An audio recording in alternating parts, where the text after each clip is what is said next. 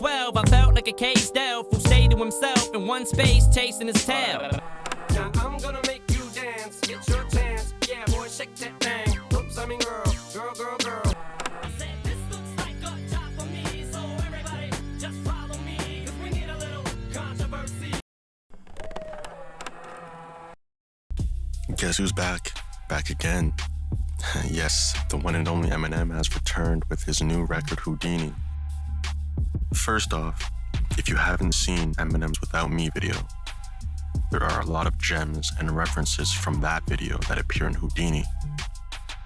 The idea was that rap superhero Eminem was called, like Batman, for an emergency where he needed to stop a younger teenager from playing the unedited version of his new album, The Eminem Show, after buying it due to his mother being distracted while they were in the store.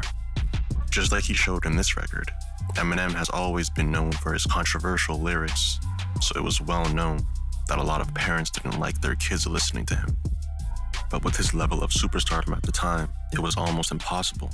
It's almost like comparing it to a Drake level status right now, but rapping like early Tyler the Creator and Odd Future during their horrorcore era. From the intro, you have a voicemail coming in from Paul Rosenberg, M's manager, who has made frequent appearances in Eminem's albums and videos. But it's funny because he's never really seen approving of what M does. In my mind, at least, to show that Paul's like my dad. to show that there's somebody who knows that some of this is a little bit fucked up. What's going on? It's Paul. Dre gave me a copy of the new album, and I just... fuck it. Hey, it's Paul. I was listening to the album. Good fucking luck. You're on your own. Next is the mansion that Eminem is in, the same Mathers mansion of the original, getting the same phone call from Dr. Dre that it's time to get active. I always found it dope seeing Dr. Dre or Snoop or 50 or anyone else from their circle in Eminem's more comical videos, because it puts them in a new space to show personality and be funny, and they always do well. Next, you see M watching a breaking news story of a portal from 2002 opening up in the city with his old self entering through it. The old him, we'll refer to him as Slim Shady, takes a look around confused as he sees a woman taking selfies with a selfie stick, a robot walking a dog, or multiple dogs, someone using a VR headset, and he's standing there wondering, The fuck is this shit? Get your ass down here. Next, in the Guess Who's Back segment, we see some cameos from 50 Cent, West Side Boogie, from Snoop Dogg, and a special appearance from the famous Bunny himself. Alchemist also makes an appearance shortly after as well. Also in the intro section of the song, it has a lot of similarities from the ad-libs that you hear in the background to that xylophone build right before the beat drops.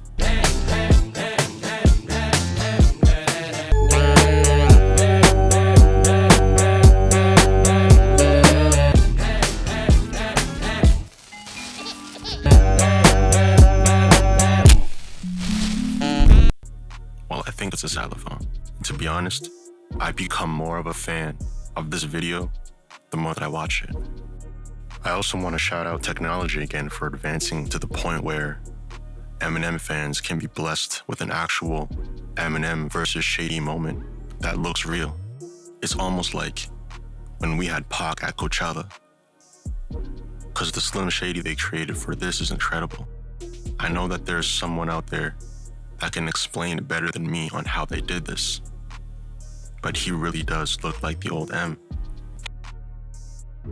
And thus, Rat Boy has returned. Kinda. I genuinely laughed at this part. The stare at Dr. Dre to Dre's clear annoyance is hilarious. In the scene where they're in the car slapboxing a little bit, is another familiar ad-lib from one of Shady's other hits, Just Lose It.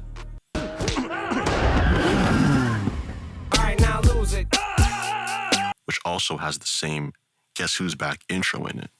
Guess who's back, back again. Now, as Em and Dre are on their way to stop Slim Shady, you see Shady pop in on a podcast where they're having a debate on who they think is the best MC.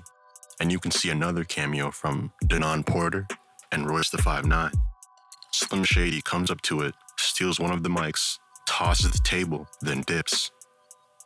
All while Eminem is making his way, or at least he's trying to the top of the communication tower before Shady does. As the hook plays, M has an ad-lib that says,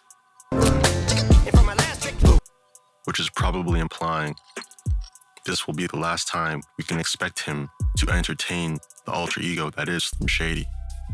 You can also get that energy through the video, as although he is still Rap Boy, he does seem to stumble a lot more now than before, which could just be pointing to the idea that he is of course getting older.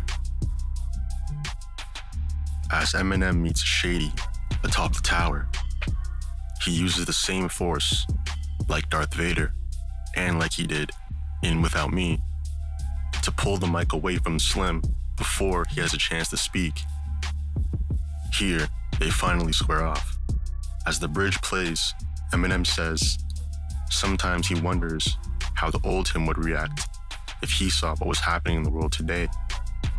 In the sense that it's argued people are more sensitive, and with how outspoken he was at that time, he might get canceled immediately.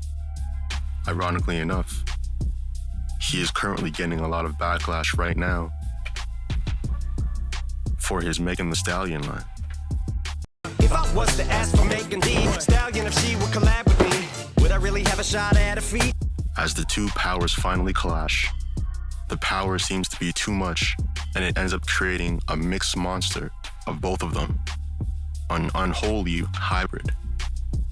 The power of his words start going through the communication tower, reaching a satellite and turning everybody into a mixture of the same hybrid of Eminem and Slim Shady. A nice reference to the real Slim Shady music video. I also respect that despite the odds of him being canceled, he almost dares people to cancel him by verbally and literally giving the finger to everyone around him. His friends, his family included. And I mean, we wanted Slim Shady to return. So what did we really expect? We can't say we want Mick Foley to turn into Mankind or Cactus Jack, then get upset when he sticks a sock down your throat or chases you with barbed wire. You knew what you were getting into.